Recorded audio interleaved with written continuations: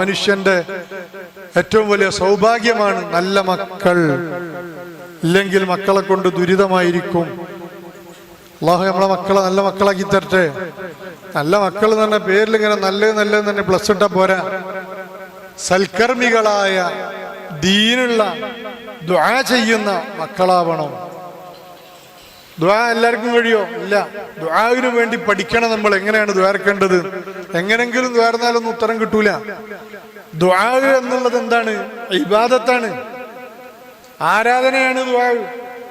നാളെ നമ്മൾ ഇന്ന് നടത്തിയ ഓരോ പ്രാർത്ഥനക്കും നാളെ അടുക്കല് സ്വീകരിച്ചാലും സ്വീകരിച്ചില്ലെങ്കിൽ അള്ളാന്റെ അടുക്കല് ദുആക്ക് പ്രതിഫലമുണ്ട്. ചില ദുആകൾ അള്ളാഹു നടപ്പിലാക്കി തരും. ഇവിടെ ചില ദുആകൾ അള്ളാഹു ആഖിറത്തിലേക്ക് നീട്ടി വെക്കും. അതാണെങ്കിൽ വലിയ സംഭവമായിരിക്കും ആഖിറത്ത് കിട്ടൽ. ആഖിറത്തിൽ ഇങ്ങനെ പെടുന്നു ദുനിയാവിൽ വരുന്നതിന് ആഖിറത്തിൽ ഇങ്ങനെ കിട്ടുമ്പോ നമ്മൾ പറയുന്നതാണ്, ഒക്കെ പെടുന്ന് കിട്ടിയാൽ മതി, അവിടെ ഒന്നും വേണ്ടില്ല ഇനി. അതുകൊണ്ട് ദുആഇന്റെ ഉത്തരം അള്ളാഹുവിന്റെ ഭാഗത്തു നിന്നുള്ള വലിയ റഹ്മത്താണ്. ആ റഹ്മത്തിനെ തൊട്ട് ആശ മുറിഞ്ഞിട്ട് ദുആ ചെയ്യാതെ എഴുന്നേറ്റ് പോകുന്ന ആളുകൾ, ദുആ നടക്കുമ്പോൾ അതിൽ പങ്കെടുക്കാതെ പോകുന്ന ആളുകൾ, അള്ളാഹിനോട് എന്തെങ്കിലും രണ്ട് വാക്ക് പറയാൻ താല്പര്യമില്ലാത്ത ആളുകൾ, അവരൊക്കെ വലിയ മോശക്കാരാണ്.